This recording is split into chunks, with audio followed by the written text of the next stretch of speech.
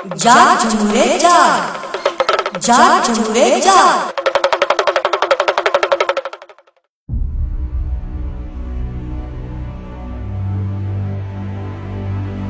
Mallard,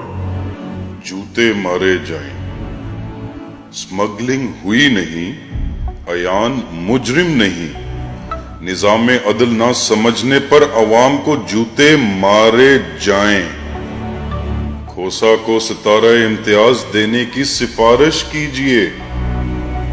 Ayan علی airport پر مسجد بنوانا چاہتی تھی، قوم سمجھ نہیں پائی، لترال کیجئے،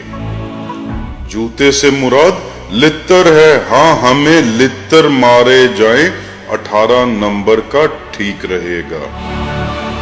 2 سے کام نہیں بنے گا، کم از کم پنجہ لگایا جائے، مجھے امید ہے کہ رمضان میں جسمانی نکاحت کے سبب چوتھے جوتے پر ہماری چیخیں ضرور نکل آئیں گی، لیکن آپ قانون کے تقاضے پورے ہونے دیں اور بالکل رحم نہ کریں، الٹا لٹا کر جوتے مارے جائیں، تھانوں کو حکم دیا جائے کہ وہ اپنے اپنے علاقے کے ہر صاحب شعور پاکستانی کو تھانے طلب کرے اور اس اصلاحی پروگرام پر عمل درآمد یقینی بنائے، اگر پولیس کی نفری کم پڑ جائے تو صحت مند وکلا کی خدمات حاصل کی جائیں، جناب عالی میری عدالت کے روبرو درخواست ہے کہ آپ اس مہم کی خود رہنمائی فرمائیں، مجھ سے شروع کر لیں، مجھے بھی باشعور ہونے کا خمار چڑھا رہتا ہے، آپ اپنے مبارک ہاتھوں سے 7 راتوں سے تیل میں بھگویا ہوا جوتا پکڑیں اور پورے زور سے شروع ہو جائیں، میلارڈ میں اوندے منہ لیٹ چکا ہوں، بسم اللہ۔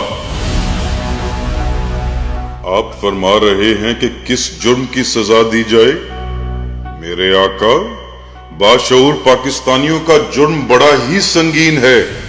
عالی جناب، ہم نے اس ملک کے نظام عدالت کو سمجھنے میں قصدن غلطی کی ہے، ہم نے سمجھنا شروع کر دیا تھا کہ اگر ایک خاتون سے $5 لاکھ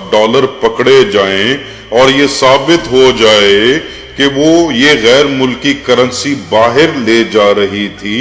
اور یہ بھی ثابت ہو جائے کہ اس کے پاس دبئی کا ٹکٹ تھا اور وہ ایئرپورٹ کی حدود سے گرفتار بھی ہو جائے تو ایسی قومی مجرمہ کو کم از کم 16 سال قید ہو جاتی ہے، ہم سمجھ رہے تھے کہ ایان علی کو ہی نہیں اس کے سرپرستوں کو بھی عبرتناک سزا ملے گی،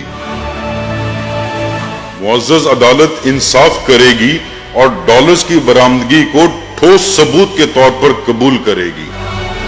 لیکن ہم نے عدالت کے بارے میں غلط اندازے لگائے اور انصاف کی راہ میں ذہن و قلب کو گمراہ کیا،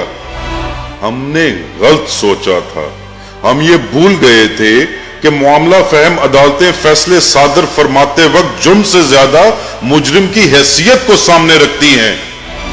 قانون کبھی بھی اندھا نہیں ہوتا،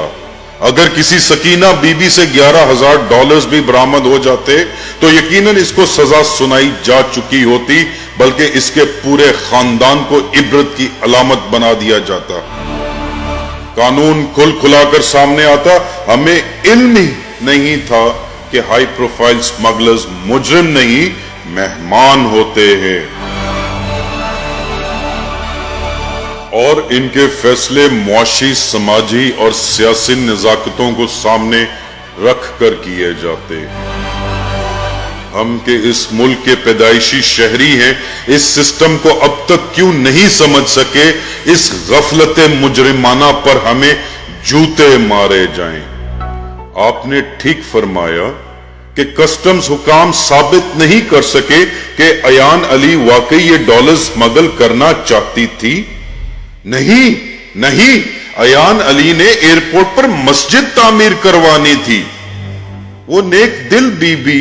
کہ شوبز جس کا بزنس اور ڈالر جس کا ایمان ہے وہ دبئی نہیں جا رہی تھی، اس کا بھائی دبئی جا رہا تھا، اسے وہ ڈالر دینا چاہتی تھی تاکہ وہ وہاں سے مسجد کا نقشہ بنوا کر لے آئے۔ ہم سمجھ نہیں سکے، ہم تو یہ بھی نہیں سمجھ سکے کہ آخر اس نے بھائی کو یہ ڈالر دینے کے لیے ایئرپورٹ کا ہی انتخاب کیوں کیا۔ ہماری ناسمجھی،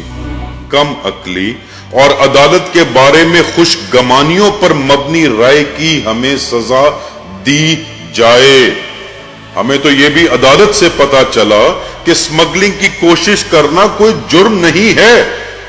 اس لحاظ سے کسی ہوا زادی کے ساتھ دست درازی کی کوشش کرنا بھی کوئی جرم نہیں ہے، قتل کی کوشش بھی کوئی جرم نہیں ہے۔ وہ جہاز پر سوار ہو جاتی تو نکل جاتی، سوار ہونے سے پہلے پکڑی گئی تو جرم ہوا ہی نہیں، پھر سزا کیسی؟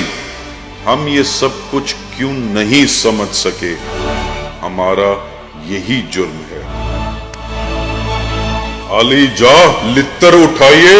اور اس خوش عقیدہ قوم کی اصلاح کیجیے۔ روزے اور نمازیں اس قوم کو شاید متقی نہ بنا سکیں،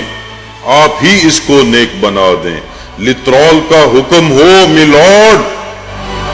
سردار لطیف کھوسا کو ستارہ امتیاز دینے کی سفارش کی جائے کہ انہوں نے اہم قانونی نکات کو سامنے لا کر ایک عفت مآب کی پاکیزگی ثابت کر دی ہے۔ کھوسا رات بھر فتح کے نشے میں ڈوبے رہے، شاباش لینے کے لیے وہ دبئی بھی جائیں گے اور وہ جیت بھی گئے۔ مارا جانے والا گواہ مر گیا اور مر کر بھی ہار گیا، پوری قوم ہار گئی، پولیس جیت گئی، وکیل جیت گئے، جج جیت گئے، سیاست جیت گئی، جمہوریت جیت گئی، یہ نظام جیت گیا۔ قوم کو جوتے مارے جائیں تاکہ انصاف کے انوار کی پھوار چار سو پھیلے، ایوان ہائے عدل تبسم فرمائیں۔